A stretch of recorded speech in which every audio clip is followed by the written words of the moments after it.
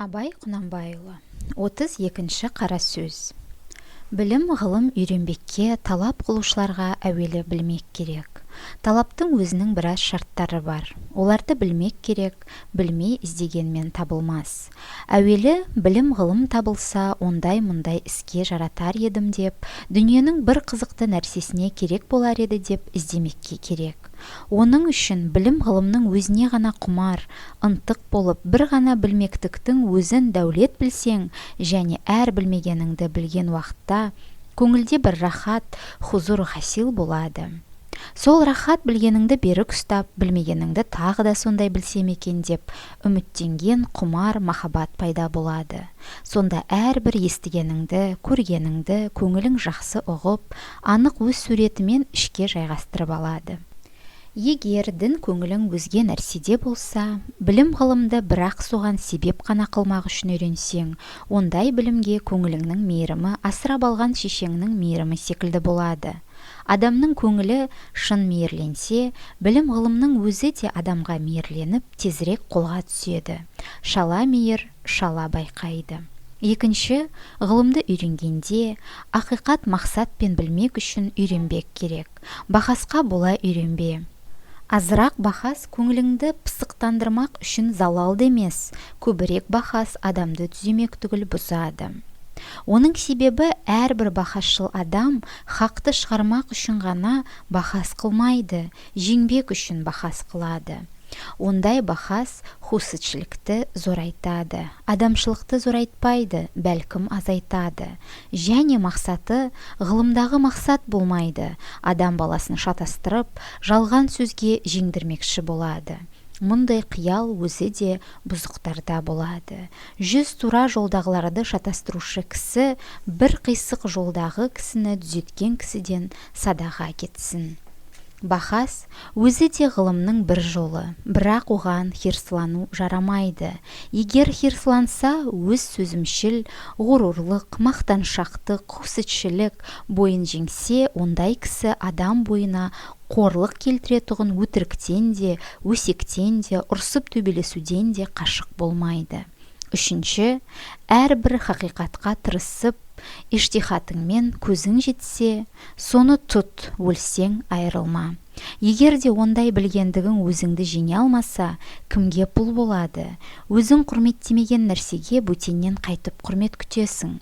Төртінші, білім ғылымды көбейтуге екі қару бар адамның ішінде. Бірі мұлахаза қылу, екіншісі берік мұхафаза қылу. Бұл екі қуатты зорайту жахатінде болу керек. Бұлар зораймай, ғылым зораймайды.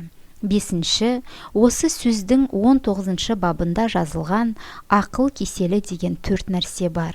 Содан қашық болу керек. Соның ішінде уайымсыз салғырттық деген бір нәрсе бар. Зинхар, жаным соған бек сақ бол. Әсіресе әуелі құданың, екінші халықтың, үшінші дәулеттің, төртінші ғибраттың, бесінші ақылдың, ардың бәрінің дұшпаны. Ол бар жерде бұлар болмайды. Алтыншы, ғылымды, ақылды сақтайтұғын мінез деген сауыты болады. Сол мінез бұзылмасын. Көрсе қызарлықпен, жеңілдікпен, я біреудің орынсыз сөзіне, я бір кез келген қызыққа шайқалып қала берсең, мінездің беріктігі бұзылады. Онан соң оқып, үйреніп те пайда жоқ. Қоярға орны жоқ болған соң, оларды қайда сақтайсың? Қылам дегенін қыларлық, тұрам дегенінде тұрарлық мінезде азғырылмайтын ақылды, арды сақтарлық беріктігі, қайраны бар болсын. Бұл бір ақыл, бір ар үшін болсын. Абай Кунанбаев. Слово 32. Тем, кто стремится усвоить науку, необходимо знать условия, без которых невозможно достичь цели. Во-первых, обретая знания, не ставь себе задачи получить через них какую-нибудь выгоду. Чтобы заняться наукой, прежде всего нужно полюбить ее, иметь стремление к ней. Если ты ценишь знания как высшее благо, каждое открытие новых истин принесет твоей душе покой и удовлетворение. Крепко запоминай то, что ново для тебя, тогда появится стремление к поискам, любовь к науке, память хорошо усвоит и запечатлеет в себе то, что ты видел и слышал. Если же мысли твои заняты другим, а науку ты ищешь из жажды накопительства, твое отношение к знаниям будет таким же, как отношение мачехи к пасынку. Когда душа и мысли поистине благосклонны к науке, она и сама становится благосклонной, легко дастся. С половинчатой благосклонностью она и воспринимается половинчато. Во-вторых, изучая науки, ставь перед собой ясные и благородные цели. Не стремись приобрести знания для того, чтобы иметь возможность спорить с другими. В разумных пределах споры помогают обрести твердость в убеждениях, но чрезмерное увлечение ими только портит человека. Потому что охотники до словесной перебранки чаще всего затевают споры не для выяснения истины, а чтобы блеснуть своими знаниями, одержать верх над другими. Такие споры рождают зависть, они не прибавляют человечности, не служат науке, напротив, сбивают людей с толку. Это занятие смутьянов. Тот, кто сбивает с праведного пути сотни людей, не стоит мизинца того, кто возвратил на путь истины хотя бы одного человека. Да, споры – один из путей науки, но тот, кто втягивается в них, рискует стать самодовольным спесивцем, завистливым сплетником.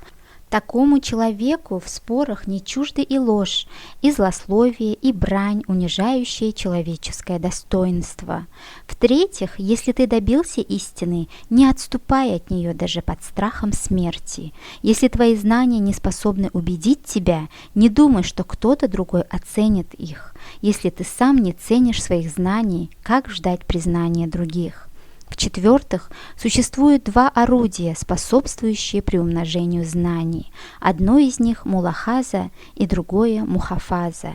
Эти способности должны находиться в непрестанном совершенствовании, не усилив их в себе, не умножить знаний. В-пятых, в 19 слове сказано о 4 губительных недостатках ума, среди них тот, что называется беспечностью, праздностью ума. Душа моя, заклинаю, остерегайся этого зла. Оно губительно и для Бога, и для человека, и для разума, и для чести. Оно враг всему, но там, где жива совесть, этому недостатку нет места. В-шестых, сосуд, хранящий ум и знания, характер человека. Воспитывай свой характер, предавшись зависти, легкодумию, то и дело попадая под влияние чужих речей и сиюминутных увлечений, можешь утратить твердость характера. Не будет пользы от учения, если нет надежного хранилища для знаний.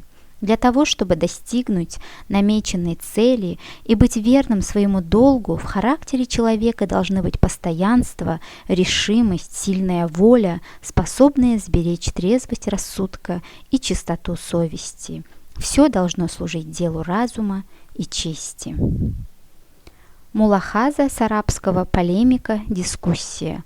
Мухафаза с арабского твердость в отстаивании своих позиций.